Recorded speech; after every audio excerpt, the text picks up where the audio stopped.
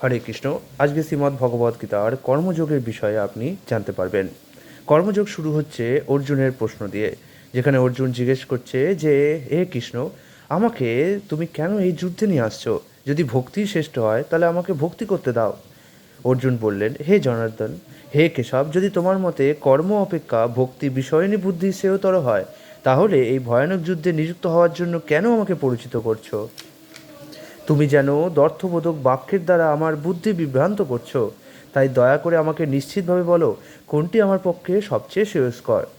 পরমেশ্বর ভগবান বললেন, হে নিষ্পাপ অর্জুন, আমি ইতিপূর্বে ব্যাখ্যা করেছি যে দুই প্রকার মানুষ আত্ম উপলব্ধি করতে চেষ্টা করে। কিছু লোক অভিজ্ঞতালব্ধ দার্শনিক জ্ঞানের আলোচনার মাধ্যমে নিজেকে জানতে চান, এবং অন্যেরা আবার তা ভক্তির মাধ্যমে জানতে চান। কেবল কর্মের অনুষ্ঠান না করার মাধ্যমে কর্মফল থেকে মুক্ত হওয়া যায় না, আবার কর্মত্যাগের মাধ্যমেও সিদ্ধি লাভ করা যায় না। সকলেই মায়াজাত গুণসমূহের দ্বারা প্রভাবিত হয়ে অসহায়ভাবে কর্ম করতে বাধ্য হয়। তাই কর্ম না করে কেউই ক্ষণকালও থাকতে পারে না।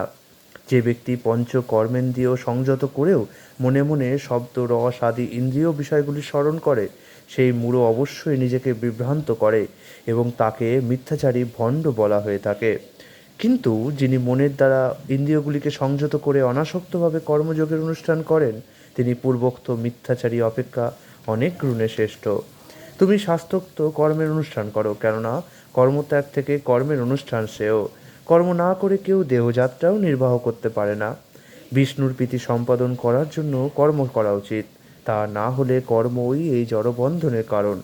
তাই হে কুন্তেয়, ভগবানের সন্তুষ্টি বিধানের জন্যই কেবল তুমি তোমার কর্তব্য কর্ম অনুষ্ঠান করো, এবং এইভাবেই তুমি সর্বদাই বন্ধন থেকে মুক্ত হতে পারবে। সৃষ্টির প্রারম্ভে সৃষ্টিকর্তা যজ্ঞাদি সহ প্রজা সকল সৃষ্টি করে বলেছিলেন, এই যজ্ঞের দ্বারা তোমরা উত্তরোত্তর সমৃদ্ধ হও। এই যজ্ঞ তোমাদের সমস্ত অভীষ্ট পূর্ণ করবে। তোমাদের যজ্ঞ অনুষ্ঠানে প্রীত হয়ে দেবতারা তোমাদের প্রীতি সাধন করবেন। এভাবেই পরস্পরের প্রীতি সম্পাদন করার মাধ্যমে তোমরা পরম মঙ্গল লাভ করবে। যজ্ঞের ফলে সন্তুষ্ট হয়ে দেবতারা তোমাদের বাঞ্ছিত ভোগ্যবস্তু প্রদান করবেন। কিন্তু দেবতাদের প্রদত্ত বস্তু তাদের নিবেদন না করে যে ভোগ করে, সে নিশ্চয়ই চোর। ভগবত ভক্তেরা সমস্ত পাপ থেকে মুক্ত হন, কারণ তারা যজ্ঞাবশিষ্ট অন্নাদি গ্রহণ করেন। যারা কেবল স্বার্থপর হয়ে নিজেদের ইন্দ্রিয়ের তৃপ্তির জন্য অন্নাদি পাক করে, তারা কেবল পাপই ভোজন করেন। অন্ন খেয়ে প্রাণীগণ জীবন ধারণ করে। বৃষ্টি হওয়ার ফলে অন্ন উৎপন্ন হয়, যজ্ঞ অনুষ্ঠান করার ফলে বৃষ্টি উৎপন্ন হয়, এবং শাস্ত্রোক্ত কর্ম থেকে যজ্ঞ উৎপন্ন হয়। যজ্ঞাদি কর্ম থেকে বেদ থেকে উদ্ভূত হয়েছে, এবং বেদ অক্ষর বা পরমেশ্বর ভগবান থেকে প্রকাশিত হয়েছে। অতএব সর্বব্যাপক ব্রহ্ম সর্বদা যজ্ঞে প্রতিষ্ঠিত আছেন। হে অর্জুন, যে ব্যক্তি এই জীবনে বেদের দ্বারা প্রতিষ্ঠিত যজ্ঞ অনুষ্ঠানের পন্থা অনুসরণ করে না, সেই ইন্দ্রিয় সুখপরায়ণ পাপী ব্যক্তি বৃথা জীবন ধারণ করে। কিন্তু যে ব্যক্তি আত্মাতেই প্রীত, আত্মাতেই তৃপ্ত এবং আত্মাতেই সন্তুষ্ট, তার কোনো কর্তব্য কর্ম নেই। আত্মানন্দ অনুভবকারী ব্যক্তির এই জগতে ধর্ম অনুষ্ঠানে কোনো প্রয়োজন নেই, এবং এই প্রকার কর্ম না করারও কোনো কারণ নেই। তাকে অন্য কোনো প্রাণীর ওপর নির্ভর করতেও হয় না। অতএব কর্মফলের প্রতি আসক্তি রহিত হয়ে কর্তব্য কর্ম সম্পাদন করো।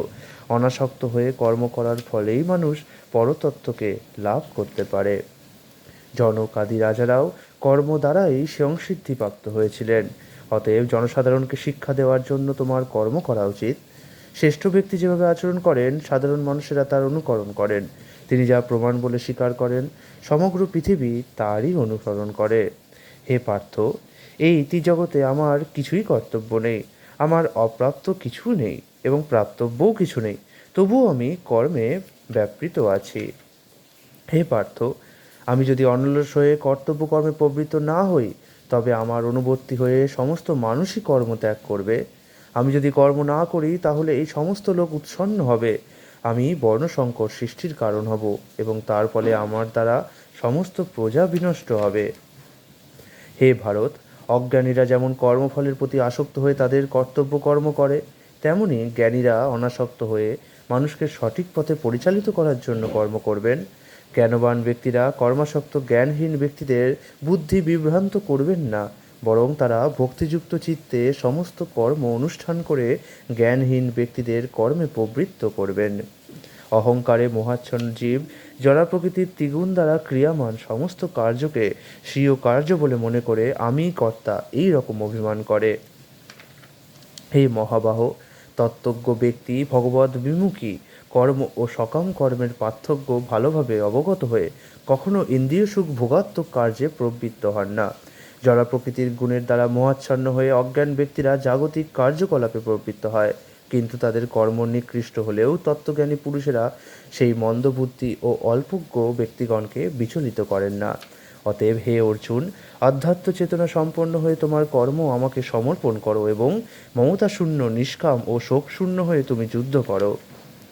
আমার নির্দেশ অনুসারে যে সমস্ত মানুষ তাদের কর্তব্য কর্ম অনুষ্ঠান করেন এবং যারা শ্রদ্ধাবান ও মাৎসর্য রহিত এই উপদেশ অনুসরণ করেন তারাও কর্মবন্ধন থেকে মুক্ত হন। কিন্তু যারা অসূয়াপূর্বক আমার এই উপদেশ পালন করে না তাদেরকে সমস্ত জ্ঞান থেকে বঞ্চিত, বিমূঢ় এবং পরমার্থ লাভের সকল প্রচেষ্টা থেকে ভ্রষ্ট বলে জানবে।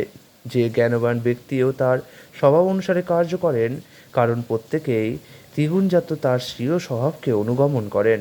সুতরাং নিগ্রহ করে কি লাভ হবে? সমস্ত জীবই ইন্দ্রিয়গ্রাহ্য বস্তুতে আসক্তি অথবা বিরক্তি অনুভব করে, কিন্তু এভাবে ইন্দ্রিয় ও ইন্দ্রিয়ের বিষয়ের বশীভূত হওয়া উচিত নয়, কারণ তা পারমার্থিক প্রগতির পথে প্রতিবন্ধক। স্বধর্মের অনুষ্ঠান দোষযুক্ত হলেও উত্তম রূপে অনুষ্ঠিত পরধর্ম থেকে উৎকৃষ্ট। স্বধর্ম সাধনে যদি মৃত্যু হয় তাও মঙ্গলজনক, কিন্তু অন্যের ধর্মের অনুষ্ঠান করা বিপজ্জনক। অর্জুন বললেন, হে বার্ষ্ণেয়, মানুষ কার দ্বারা চালিত হয়ে অনিচ্ছা সত্ত্বেও যেন বলপূর্বক নিয়োজিত হয়েই পাপাচরণে প্রবৃত্ত হয়? পরমেশ্বর ভগবান বললেন, হে অর্জুন, রজগুণ থেকে সমুদ্ভূত কামই মানুষকে এই পাপে প্রবৃত্ত করে এবং এই কামই ক্রোধে পরিণত হয়। কাম সর্বগ্রাসী ও পাপাত্মক। কামকেই জীবের প্রধান শত্রু বলে জানবে।